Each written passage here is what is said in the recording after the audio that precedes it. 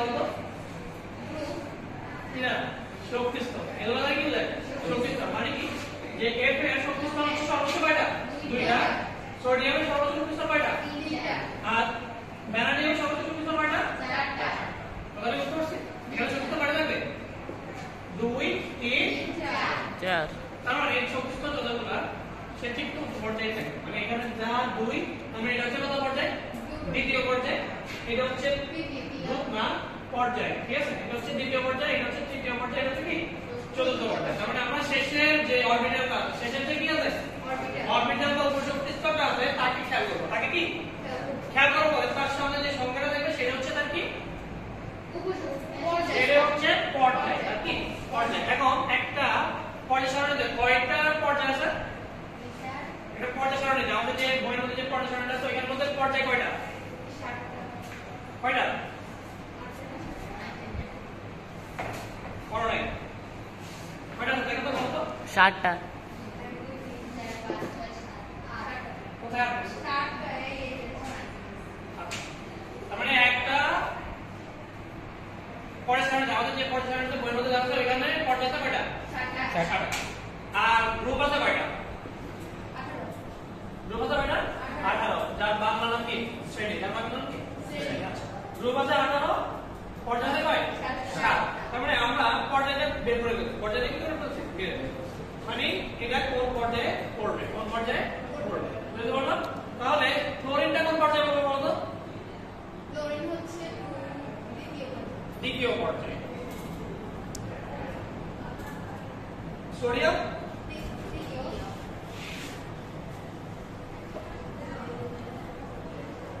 আর vanadium চতুর্থ তবে আমরা পর্যায় বের করতে বলছি পর্যায় বের করাটা সহজ পর্যায় বের করাটা সহজ আই খেয়াল করছি আচ্ছা তো এখানে হচ্ছে কি না যে আমাদের সর্বশেষ শক্তিস্তর বা সর্বশেষ যে শক্তিস্তর হবে সর্বশেষ যে অরবিটালটা থাকবে সেটা হচ্ছে আর কি পর্যায় কত থাকবে যদি 2 থাকে 2 যদি 3 থাকে 3 যদি 4 থাকে 4 যদি 5 থাকে 5 পঞ্চম পর্যায়ে যদি 7 থাকে সপ্তম পর্যায়ে যদি 6 থাকে তাহলে কি ষষ্ঠ পর্যায়ে বুঝতে পারছি তার মানে আমরা পর্যায়টা ডিটেইলস আমাদের জানা আছে কোনো সমস্যা নাই কিন্তু সেটা কোন গ্রুপে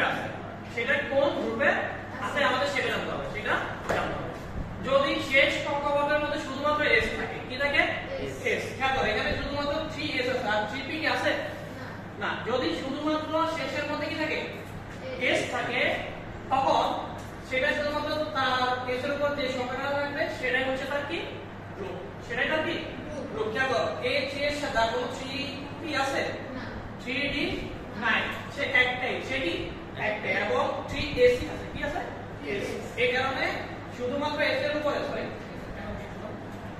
তৃতীয় পর্যায়ে শুধুমাত্র কি হবে s এর উপরে যে সংখ্যাটা থাকবে সেটা হচ্ছে তার কি পর্যায় সেটা হচ্ছে কি গ্রুপ যেমন এটা হচ্ছে তৃতীয় পর্যায় আর s এর উপর কি আছে বলো তো 1 এটা কোন গ্রুপে এটা হচ্ছে প্রথম গ্রুপে কি গ্রুপে প্রথম গ্রুপে তাহলে কি করতে হবে তৃতীয় পর্যায় প্রথম গ্রুপ তৃতীয় পর্যায়ে কি প্রথম কথাটা কি বুঝতে পারলাম কথাটা কি বুঝতে পারছি আচ্ছা ওকে এরকম আমরা আরেকটা করব ক্যালসিয়ামটা বের করব ক্যালসিয়াম কত 20 না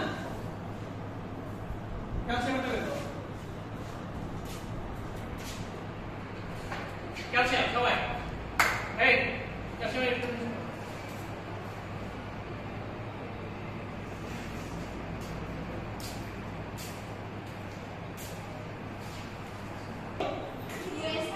US2 2p6 3s2 তারপর 3p6 আর হচ্ছে 3d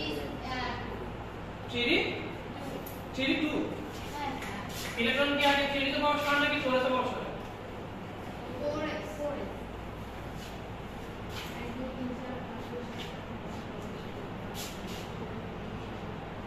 मैम कैल्शियम में दिया है इनमें আচ্ছা তো এখানে খেয়াল করি 3s2 3p6 4s2 খেয়াল করি সর্বশেষ অরবিটাল সর্বশেষ শক্তিস্তর কোনটা দেখো উপশক্তিস্তর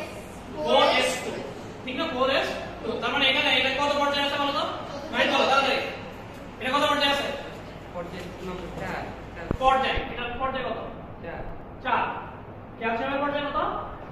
ক্যালসিয়ামের পর্যায় হচ্ছে 4। আর এটা গ্রুপ কত তুমি বলবা? স্যার 2 কেন? কারণ শুধুমাত্র 4s এর মধ্যে শুধু AC আছে আর কেউ নাই। মানে 4 এর মধ্যে কি আছে? শুধু S আছে। P নাই, D ও নাই, এই কারণে আমরা শুধুমাত্র S নিয়ে কাজ করতেছি। তো এটা হচ্ছে পর্যায় কত? গ্রুপ কত? গ্রুপ হচ্ছে 2। কথাটা কি বুঝতে পারলাম? কোনো সমস্যা নাই। তার মানে আমাদের কাজ হচ্ছে কি, আমরা প্রথম কাজ হচ্ছে কি পর্যায় নির্ণয় করা। কি করা? পর্যায়। পর্যায় কিভাবে নির্ণয় করব?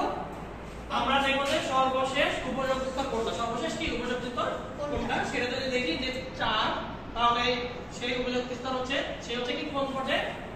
চতুর্থ পর্যায়ে। ঠিক আছে, মনে থাকবে? যদি 3 থাকে 3, 2 থাকলে 2, 1 থাকলে 1। এটা মনে থাকবে তো? আচ্ছা, এখন কথা হচ্ছে আর যদি শুধুমাত্র সেটা কি থাকে? S থাকে। কি থাকে? S। তাহলে শুধু S এর উপর যে সংখ্যাটা থাকবে সেটা হচ্ছে তার কি গ্রুপ। তো যদি S না থাকে সেটা বলতেছি। এখন খেয়াল করি, যদি S ও থাকে আবার P ও থাকে, S ও থাকে আবার P। খেয়াল করো, এখানে S আছে আবার এখানে কি আছে? পিওর S আছে এবং কি আছে? P। খেয়াল করছো? আচ্ছা, আরেকটা কথা বলি যে S থাকবে না কেন? আমাদের মৌলগুলোকে তিন ভাগে ভাগ করা। একটাকে বলা হয় S orbital, P orbital, D orbital, সরাসরি সেটা পরে বলতে পারবো। আমি খেয়াল করি যে এটা দ্বিতীয় পর্যায়ে আমরা জানি কি না? কিন্তু এই দ্বিতীয় পর্যায়ের মধ্যে কয়টা অরবিটাল আছে জানো একটু? মানে বাবু বসে বসে থেকে বলি, এখানেও আছে 2, এখানেও আছে কত? 2। খেয়াল করছি? তার মানে এই 2 শুধু এক জায়গায় আছে। কয় জায়গায় আছে? 2টা জায়গায় আছে। বুঝতে পারছো? আর এখানে একটার মধ্যে আছে S, আর একটার মধ্যে আছে কি? পিই একটার মধ্যে S, আর একটার মধ্যে কি? P।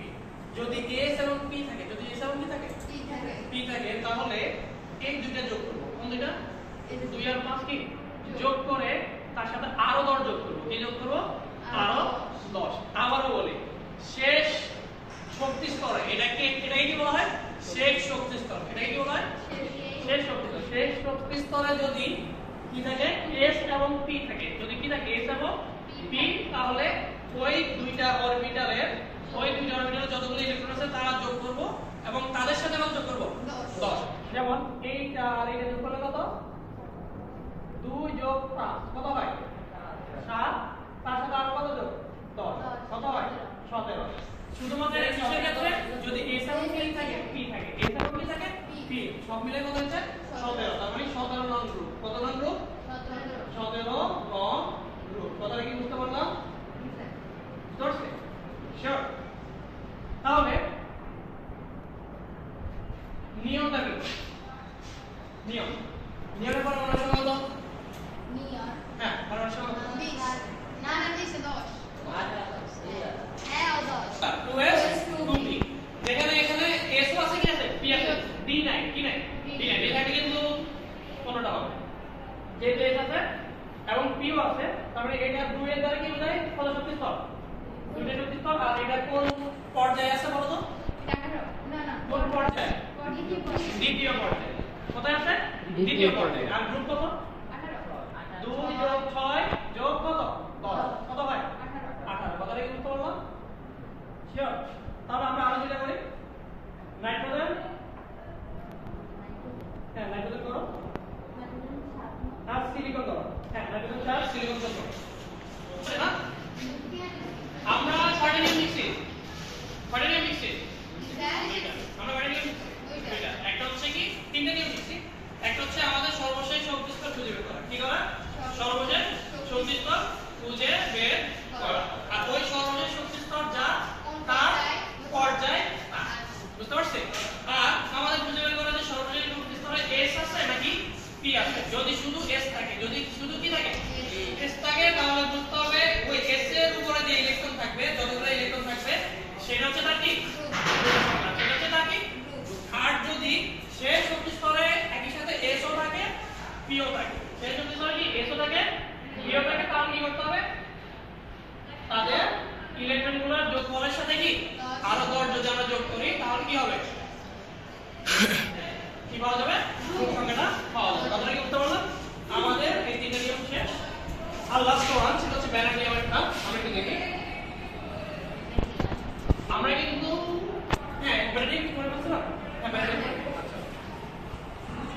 ভ্যানাডিয়াম কত পর্যায়ে বলো তো একটু? ভ্যানাডিয়াম আছে চতুর্থ পর্যায়ে। না অবশ্যই না, ফরেস্ট টু আছে, ঠিক আছে? ফরেস্ট টু আছে, ফরেস্ট কি আছে? টু আছে। তারপরে এটা কত পর্যায়ে? আরো বলো।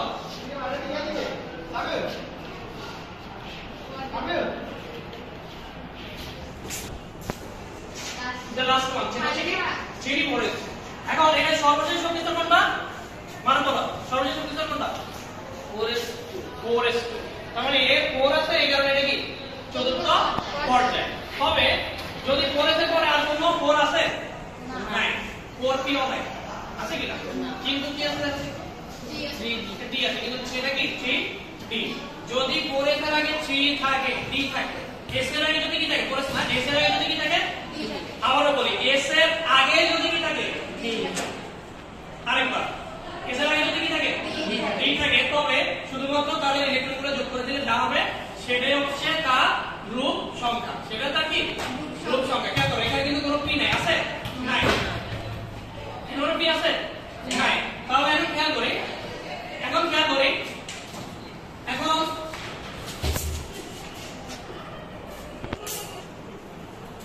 এখন খেয়াল করি 3D 3 4s কি 2, বুঝতে পারছি? তো এখানে খেয়াল করি এটা হচ্ছে চতুর্থ পর্যায়। আর আরেকবার বললাম যে কি, যদি s এবং তার আগে কি থাকে?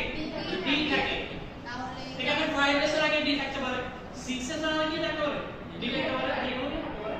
তো তখন কি হবে? শুধুমাত্র তাদের ইলেকট্রনগুলো যোগ করলে কি পাওয়া যাবে? তাদের গ্রুপ সংখ্যা পাওয়া যাবে। মানে 3 আর 2 যোগ করলে কত? 5। সুতরাং কি হবে? গ্রুপ হবে কত? হ্যাঁ, না, শুধু s আর p থাকলে 10 যোগ করা লাগবে। যদি s থাকে শুধুমাত্র ওই সংখ্যাটাই, আর যদি s এর আগে কি থাকে? d থাকে, তাহলে s আর ওই d এর ইলেকট্রন সংখ্যাটা যোগ করলে আমরা কি পেয়ে যাব? গ্রুপ পেয়ে যাব। সবাই ক্লিয়ার? ক্লিয়ার। dp নাই, ঠিক আছে? তো আমাদের একটু খেয়াল করি 67 পৃষ্ঠা দেখো, 67 পৃষ্ঠা যতগুলো আছে সবগুলো করে নিব, ঠিক আছে? হ্যাঁ, মানে আমাদের আলাদা যেগুলো থাকবে সেগুলো থাকবে। ওকে, 67 এবং 68 পৃষ্ঠা যতগুলো আছে সেই পর্যায় সারণীর কি মূল ভিত্তি। যেমন একটু বলি, আমরা একটু আগে থেকে শিখলাম, দেখো তো পর্যায় সারণীতে একটা মৌলের অবস্থান নির্ণয় করার জন্য আমরা কি শিখছি বলতো? প্রথমে কি করছি? প্রথমে ইলেকট্রন বিন্যাস করছি, ইলেকট্রন বিন্যাস করছি না? তারপর সেই ইলেকট্রন বিন্যাস অনুযায়ী আমরা বের করছি কি যে ওই মৌলটা পর্যায়ে মানে পর্যায় সারণীর কোথায় অবস্থান করবে। কথাটা কি বুঝতে পারছে? আচ্ছা, না মানে এটা আসলে কার উপর নির্ভর করতেছে? একটা মৌল কোন পর্যায়ে থাকবে এবং কোন গ্রুপে থাকবে এটা কার উপর নির্ভর করতেছে? ইলেকট্রন বিন্যাসের উপর, নাকি পারমাণবিক ভরের উপর, নাকি পারমাণবিক সংখ্যার উপর? বলো একটু। কথাটা হচ্ছে যে আমরা একটু আগে যে ইলেকট্রন বিন্যাস করে, ইলেকট্রন কি করে বিন্যাস করে আমরা পর্যায় সারণীতে একটা মৌল কোথায় থাকে সেটা বের করি, ঠিক কি না? আচ্ছা, তো এখন আমার বলতে হচ্ছে যে এই পর্যায় সারণীর মূল ভিত্তিটা কি? ইলেকট্রন বিন্যাস, নাকি তোমার মানে পারমাণবিক ভর, নাকি পারমাণবিক সংখ্যা? কেন? হ্যাঁ, আচ্ছা।